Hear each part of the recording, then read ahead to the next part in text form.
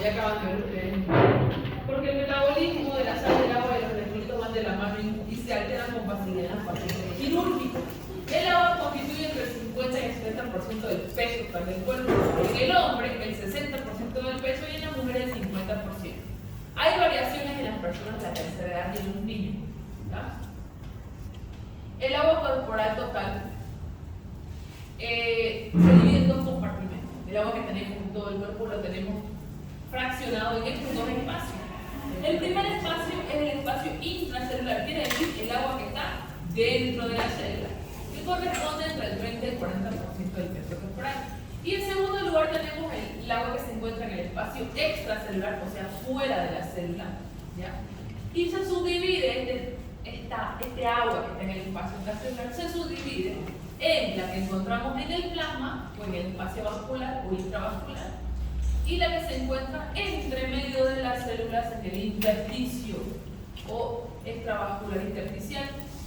Cada una de ellas corresponde el plasma al 5% del peso corporal y el intersticio al 15% del peso corporal, sumando ambas el 20% del peso, ¿ya? Por eso es que si tenemos un paciente que está deshidratado, probablemente por alguna causa que esté produciendo deshidratación celular, estamos hablando de que se afecta esto. Tenemos, sin embargo, pacientes que hayan perdido fluido sanguíneo, sangre, hemorragia, etc., pueden perder hasta el 5% del peso corporal. Entonces, la cantidad de agua que tenemos en estos espacios. Entonces, el agua corporal total se calcula sacando el porcentaje, 60% en hombres, 50% en mujeres. O el peso corporal actual multiplicado por 0.6 en hombres y el peso por 0.5 en las mujeres. En las personas arriba de los 60 años, esto disminuye 0.5. O sea, que en vez de calcular por 0.6 en el hombre, calculamos por 0.55. Y en el caso de que sea una mujer con 60 años, multiplicamos por 0.45. Baja un poquito porque la distribución de agua en las personas de la tercera edad es menor. La diferencia de los niños donde el porcentaje es mayor y lo van a aprender en pediatría. Cuando yo quiero calcular el déficit del agua, lo que voy a hacer es hacer una resta entre el agua corporal total normal y el agua corporal total actual del paciente. ¿Y cómo sé cuál es el agua corporal total actual? Con esta fórmula, el sodio ideal dividido entre el sodio medido del paciente multiplicado por el agua corporal total. Vamos a ver más adelante en las alteraciones del sodio cómo se usan esta fórmula. Y recordamos algunos conceptos que ustedes ya conocen muy bien, como el concepto de osmolaridad. La osmolaridad está determinada por la concentración de los solutos o las partículas que tiene el líquido. Es eso que le da la densidad a la sustancia, ¿ya? Su balance se logra por la difusión de agua a través de los compartimentos que tenemos nosotros en el cuerpo, los compartimentos celulares que funcionan como una membrana semipermeable. Ustedes conocen bien el concepto de ósmosis, donde el agua se mueve de un lugar donde tenemos menor concentración de partículas hacia otro donde hay mayor concentración. Aquí, por ejemplo, en este lado tenemos mayor densidad porque tenemos más partículas y aquí tenemos menos. Por lo tanto, el agua se mueve en favor al lugar donde tenemos más y el agua cambia de un lugar a otro más fácilmente. Ese es el movimiento del agua por ósmosis y se rige gracias a la densidad que tiene la sustancia, que no es más que la osmolaridad. Si quieren entender cómo así que la osmolaridad es como la densidad, la cantidad de partículas que hay ahí le da eso, esa fuerza de atracción a este lugar. ¿Cómo calculo yo la osmolaridad que puede tener el plasma con aquellas partículas que son osmóticamente activas? Con esta fórmula. ¿Ya? Sumo el sodio más el potasio y eso se multiplica por 2.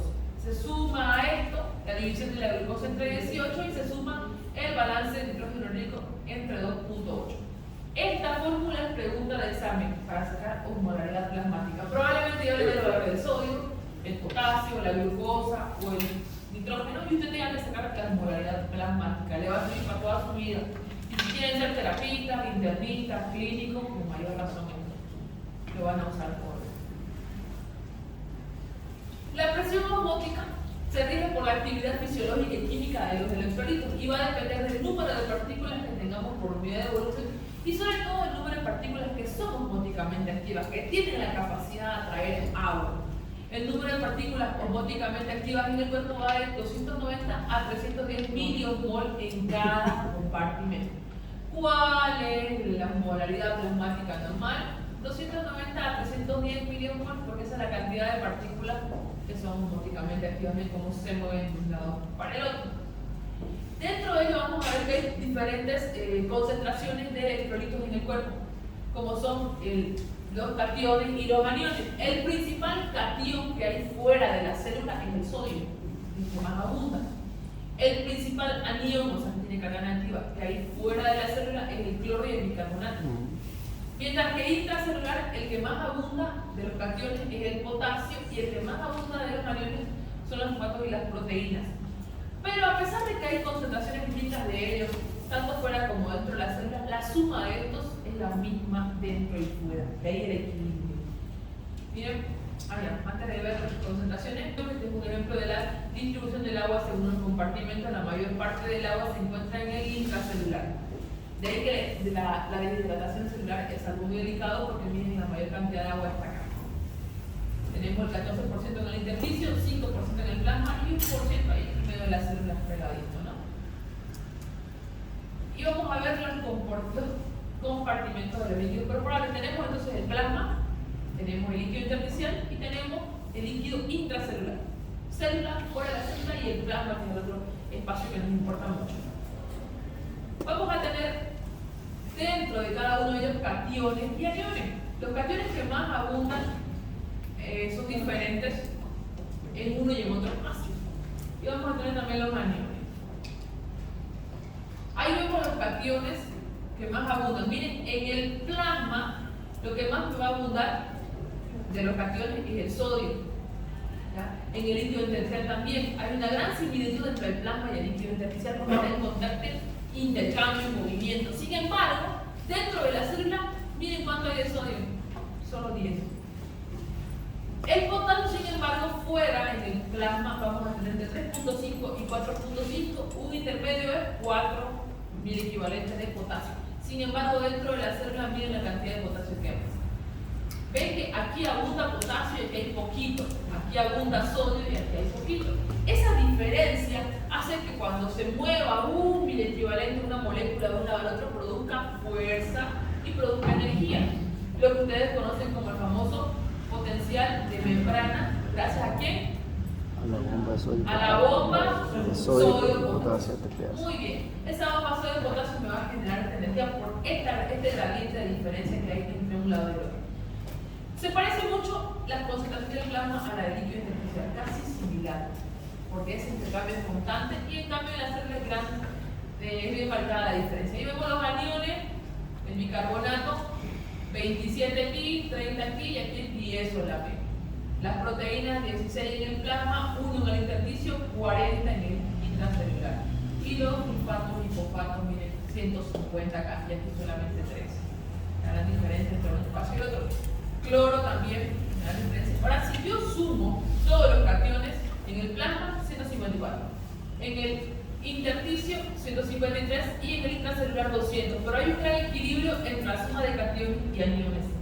Todos dan exactamente lo mismo. Eso es lo que hace que el agua tenga su lugar en cada uno de los compartimentos y no esté moviéndose tan fácilmente.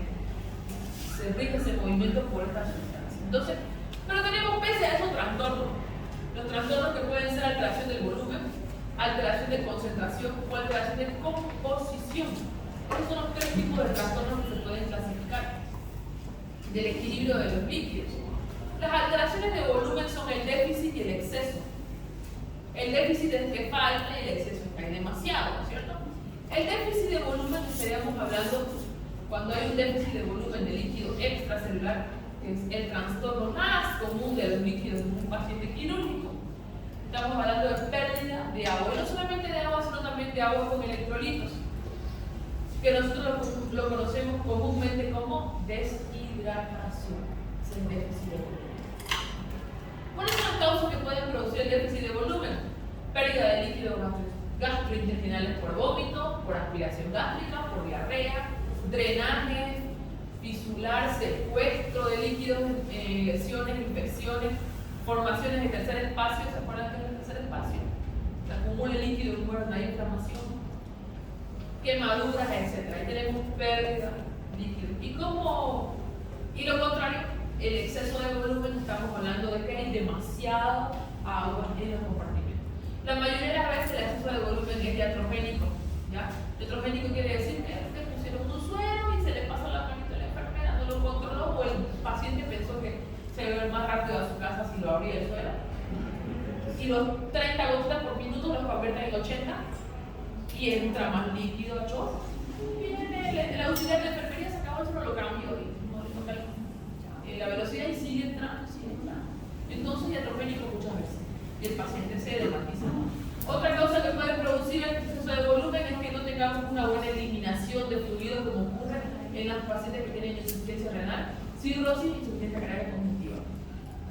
Y vamos a tener lo contrario a los déficits de agua. Vamos a tener sobrecarga de agua en todos los compartimentos, edema, más fuerte para todos. ¿Cuáles son las clínicas o los síntomas de un paciente que tiene déficit de agua? Disminuye la tendencia de la piel. Usted agarra la piel así, la hace y se queda arrugada la piel. Así es en la persona joven. Disminuye la turgencia del globo ocular. Este globo ocular, en vez de ser redondito, es medio profundo. Lo que nosotros decimos aquí, ojo hondo. Allá al fondo se ve el ojo, porque ha disminuido la turgencia del globo ocular. Las mucosas están secas. Usted le pide que saque la lengua y esa lengua se ve áspera, seca como del oro. No tiene esa humedad en la boca. Aumento de la temperatura y pulso. La persona que está deshidratada va a estar ligeramente aumentada su temperatura, en el 7.5, en el 7.7, y su frecuencia cardíaca va a aumentar. Porque como está perdiendo volemia por cualquier motivo, el corazón empieza a trabajar más intentando compensar ese déficit de volumen que hay. Delirio, orina concentrada, el paciente orina y es muy oscura la orina, hay mucha sed y pues nosotros no se revierte, el paciente puede entrar en coma y puede llegar a morir. Por el contrario, el exceso de agua usted va a tener edema periférico y edema pulmonar. Usted primero va a tocar las zonas declives del cuerpo como los tobillos y va a ver que si usted presiona se queda ahí marcado su dedillo, ¿ya? Se queda marcado el signo de la fobia, calambres abdominales, el músculo esquelético, estupor, coma, convulsiones también pueden ocurrir en esta paciente. ¿Para qué esto ocurre todos los días? ¿Qué es lo que va a pasar? El cuerpo tiene una serie de sensores que van a identificar, van a estar alertas de estos cambios. ¿Ya? Los cambios de volumen van a ser advertidos por los osmoreceptores y los varoreceptores. Los osmoreceptores, que son sensores especializados, detectan variaciones en la osmolaridad de los líquidos y originan cambios en la sed y la dureza a través de los riñones. Y los varoreceptores, que van a modular la respuesta en función a los cambios que ocurren en la presión arterial. ¿Dónde van a estar los varoreceptores? En el callado de la aorta, en los senos carotídeos, y dan respuestas neurales a través de las ramas simpáticas y parasimpáticas, como también hormonales. A través de quién actúan los varoreceptores, activando el sistema renal, angiotensina, aldosterona, péptido natriurético auricular y las prostaglandinas renales. Ahí van a actuar.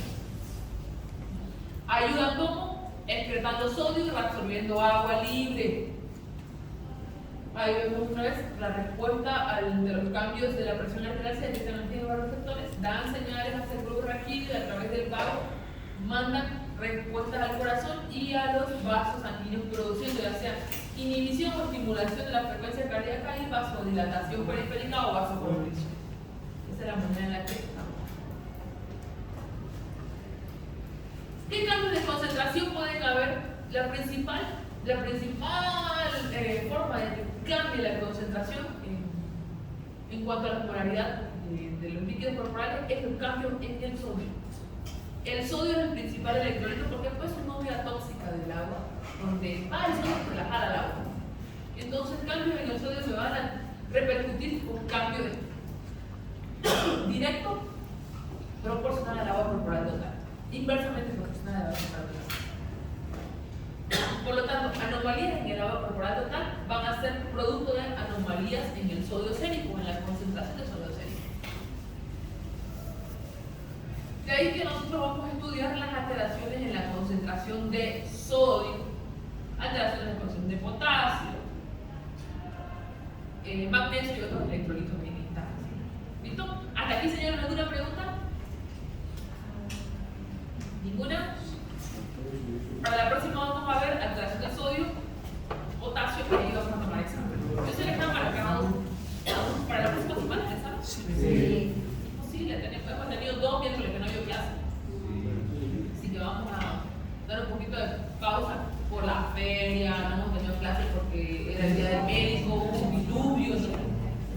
hacer el coro, que tampoco es claro. Lo seguro, sí. No,